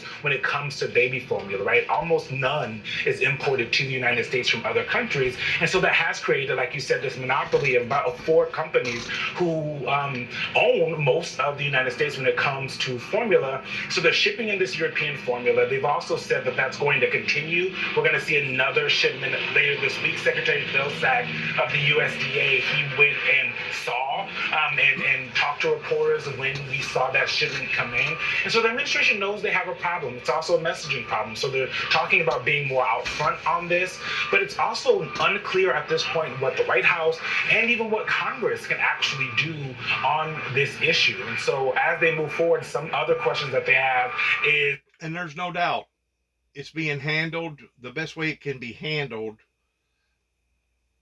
And what they're saying is probably right. It's not enough, and it may not be. But, you know, people are going to have to start facing the facts that we are caught in between a hard place and a rock, and our government does have limited resources whenever it comes to doing various things. Yes, there should have been somebody on top of the game. Yes, there should have been somebody that should be held accountable for not looking at this through the lenses of the whole masses of all the children, the infants here in the United States that need this type of formula. But at the same time, you have to ask yourself the question, okay, we've went through the toilet paper shortages. Now we're going through the gas shortages. Now we're going through the high expenses with the inflation going up. We're now going through the shortages of baby formula. What is next? Is it going to be medication? Is it going to be something else that we've never thought about? Once more, what did and does the Bible say about these things? It says that in the last days that we would see signs in the heavens and signs upon the earth such as we have never seen before. And you may be thinking, well, signs is talking about our satellite infantry Hubble that gets to go out and see other galaxies and other types of planets, or it's talking about maybe Jacques Cousteau that goes down into the ocean and sees all kinds of different animal life and mammal life pertaining to different types of living species that we've never seen before. That's part of it. That's part of the signs. But the other signs is just like we're seeing right now, towards the shortages of baby formula, towards the shortages of petroleum oil pertaining to energy, towards the shortages of toilet paper. I mean, we're now dealing with a global society that is in full view of the media lenses of today's social economics. And today we're seeing things that we have never, ever imagined towards seeing. And it's not so much because of it happening, because in the past there's been other events that's happened that people just didn't see, only a certain portion of people seen. Today, we've got social media. We've got 3 point whatever it is billion people with these devices in their hand, where now people can view, they can interpret, they can acknowledge things that's going on in other parts of the planet that they couldn't have done 20 plus years ago, or maybe a little longer than that, maybe 40 plus years ago. But the point that I'm trying to make is this: it's only a fulfillment of the prophecies that was prophesied over 2,000 years ago by Christ, Jesus Christ, that said that we would see these things in the end, as we get closer and closer to the very end. That's the reason why the Bible says, forsake not the assemblies of thyself together. It's important that we embrace and enhance one another, and we support one another in our ideals and in our dreams. There's not been no one that I know of that's come and knocked on my door and said, Juby, we're with you, man. We're with you. We support you. I've not seen no memos, no Facebook messages. I've not gotten no YouTube messages that I know of. I mean, I've talked to quite a few people out there pertaining to different people in different countries that can speak the same language, that can communicate the same way towards grief disparities. We all have grief disparities whenever we see innocent lives be taken, like what's being done right now over in Ukraine.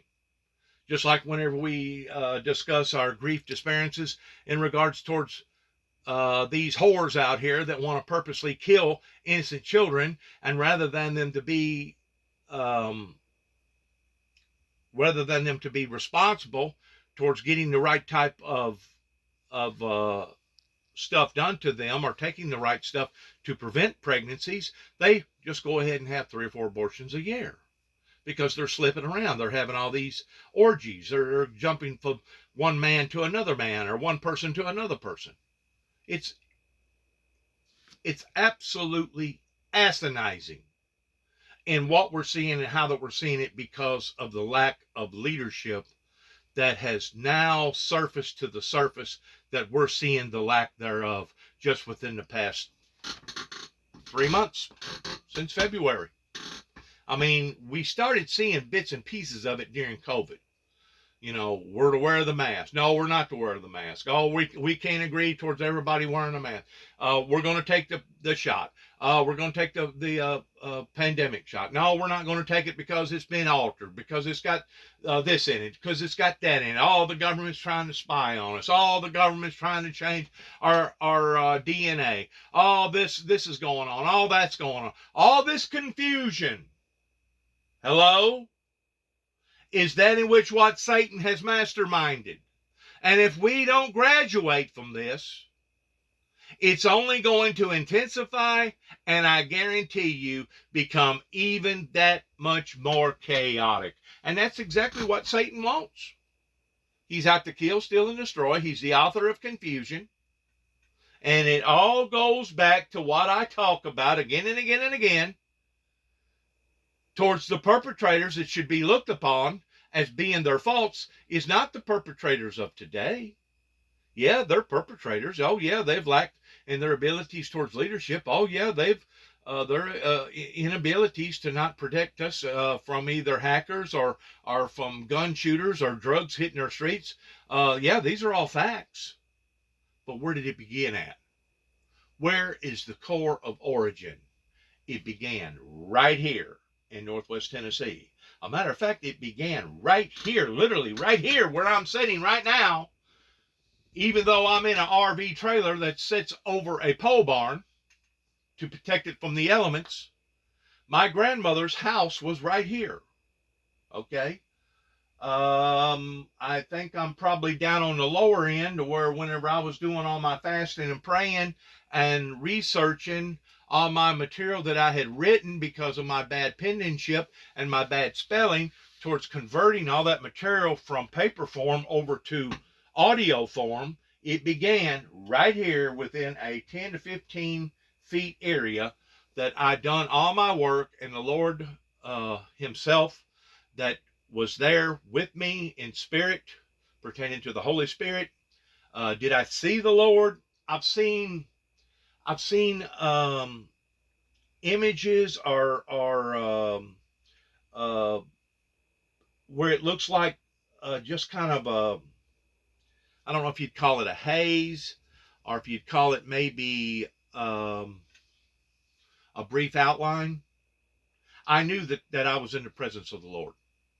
I knew that I was in the presence of not just the Holy Spirit, but I knew that I was in the presence of the Lord during the time that He had given me the ability, He had given me the tools, He had given me the insight, He had given me the desire towards sitting down, praying to God during the time that basically all America was laughing and making fun of Jimmy Swaggart, international ministry that was taking in over $1 million a day, of him being caught with a whore. I don't forgot her name now, but it's irrelevant. But I was on my knees, fasting and praying to God and doing that in which what the Lord was instructing for me to do during the time that I was doing that. And of course, after I got through with, I think it was 168 or 169, somewhere give or take around 175 pages, that's whenever I was visited by these disciples, these evil demonic disciples from Saudi Arabia, over in Martin, Tennessee, on 2 different occasions. I received my crown of thorns on the day of my birthday, March 22nd, as I was fishing over here in my grandfather's pond that him and his father dug out and built a levee for. And then the following day, I was on my way to Sharon, Tennessee on Highway 89 and in front of Victory Baptist Church. That's whenever God hit the bullseye towards a white cloud that come out of the dark cloud that surrounded my truck, that it felt as if I would have stuck my hand out, it would have dissolved it, or it would have just completely eradicated my skin or my arm. That's how powerful that it was. But at the same time, I felt love and grace. In other words, that was the fulfillment of the first seal being opened. And that was the very thing that I started preaching then, openly in 1989. Started preaching then, and that's the thing that I'm still preaching today. And does that mean that you're only a revelation preacher? Oh no, not at all. I preach Matthew, Mark, Luke, and John. I preach Ezekiel. I preach Romans. I preach Hebrews. I preach the Old Testament pertaining to Ezekiel and Isaiah. And I preach the latter 2 chapters of Daniel. And I bring all this in together to where maybe others can understand it too as well. And if they choose to want to believe me, that's fine. And if they choose to want to mock me and make fun of me and do like the generation that has done before, my age or older, or some right around my age, in being in denial, then so be it. And whatever befalls this great nation, whatever befalls this community, whatever befalls this state, whatever befalls the planet, then it will be on their heads. It will not be on mine. And you may be saying, why is that? Well, I've done my requirements. I put myself out there. I put myself out there on a limb. By and large, for the past 30 some odd years, 34 years, I've been laughed at. I've been mocked. I've been roughed up. I've been intimidated, infuriated. I've been demonized and dehumanized as a human being. And for the most part, those that was doing the dehumanizing wasn't the hobo, wasn't the bum, wasn't the tramp, wasn't the druggie, wasn't the loner, wasn't the homeless, but the ones that has made my life so difficult are the ones that claim that they have a relationship with the Heavenly Father, but has been so cold and so callous and so cruel. Beginning right here in Northwest Tennessee, in Weakley and Obion County. And those same people will give an account for the things that they either have done or the things that they didn't do that they know that they should have done. Just like those that I was raised up in, just as a toddler, A lot of those people are living today. The Willises, the Thompsons, the Woodruffs, the Jacobses, the Morgans, the Harrisons, the Cobles, the Halls.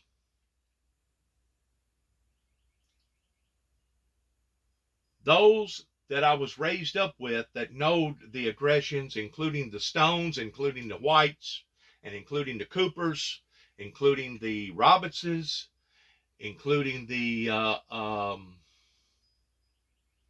Crosses and the Neils and all the above. I may have done already mentioned them, but there was various people in this area that knew of the hostilities that was going on. That, you know what, I don't hold no malice against those people, because it's pretty obvious that they have already demonstrated towards who they are. If they didn't care enough about children then that was being violated and abused, do you really think that those same people today care about children today? Maybe. They may have had a change of heart if they've had a true transformation through the Holy Spirit towards becoming changed. But by and large, you know what? Those same cold-hearted, cruel, indifferent, mean-spirited people, including the Turners, including the Sweats, including the Simmonses, those same people are the same people, as far as I'm concerned, today as what they was back then.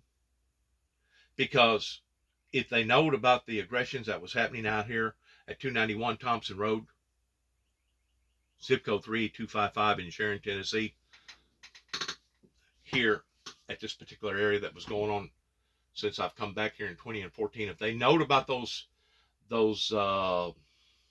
atrocities that was happening and didn't do nothing about them then, are basically the same type of people that allowed for children to be destroyed back 35, 40, 50 years ago, that wasn't willing to raise a finger or do nothing about it even then.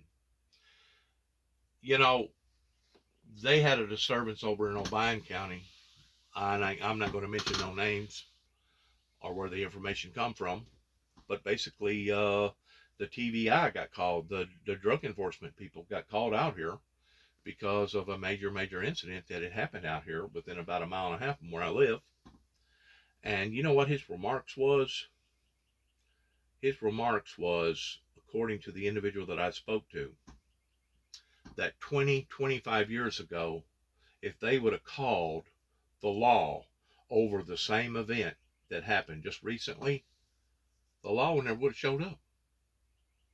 They never would have come down here.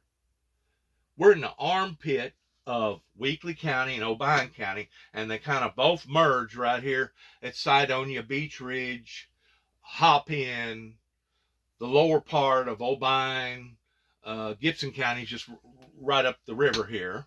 Okay, they kind of all three kind of merge right here together, and it's considered the armpit of all three. Even Kenton, Tennessee over there, half of it is in Obion County and the other half is in Gibson County. It's one of those towns where the divided county line kind of splits the differences.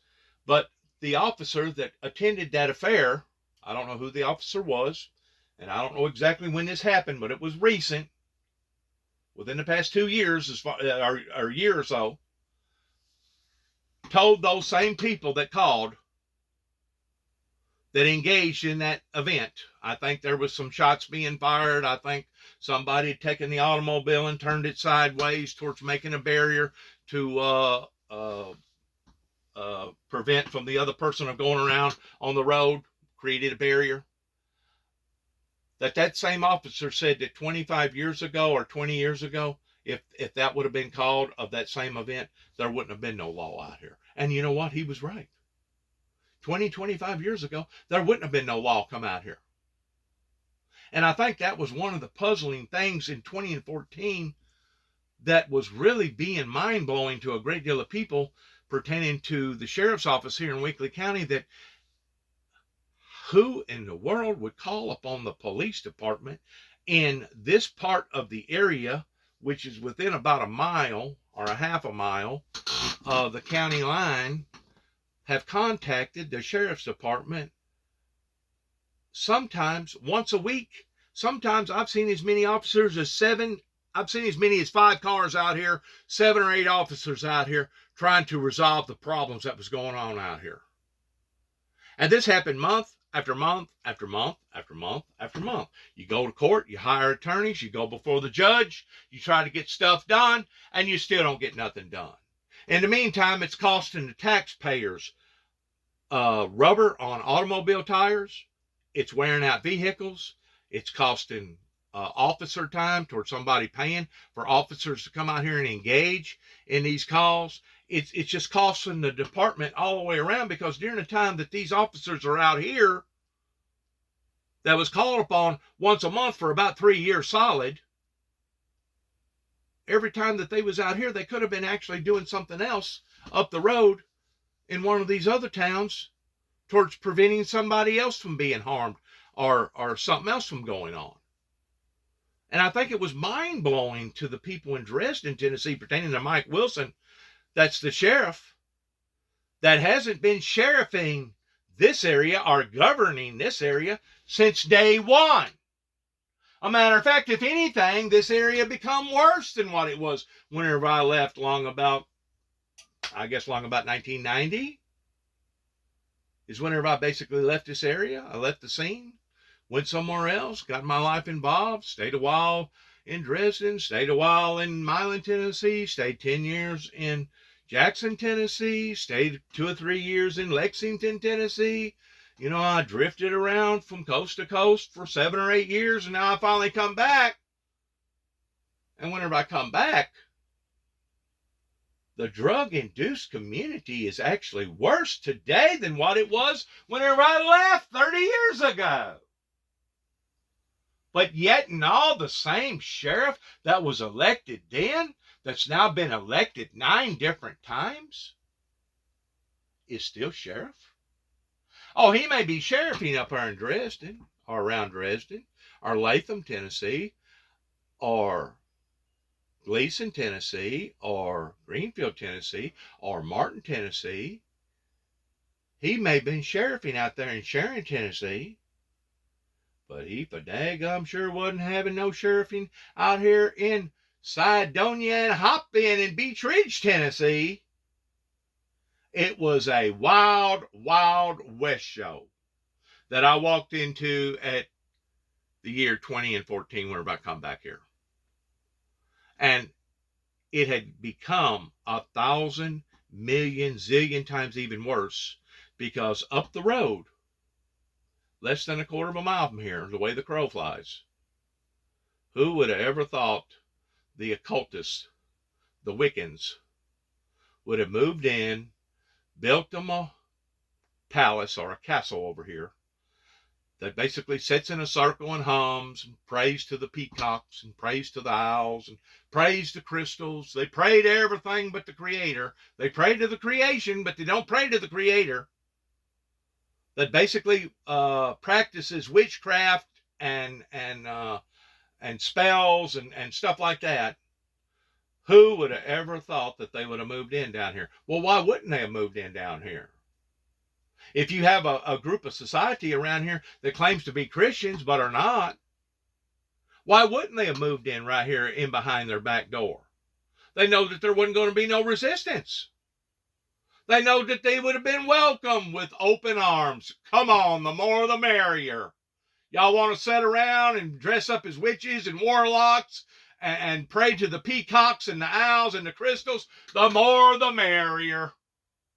In the meantime, while these so-called Christians go to church every Sunday and every Wednesday trying to figure out the Bible, that obviously can't figure out the Bible because the Bible was not written for the prudent, but it was written for God's people. All of a sudden, somebody like me comes along that has been gifted by interpreting the Bible. Now, all of a sudden, I'm a nut.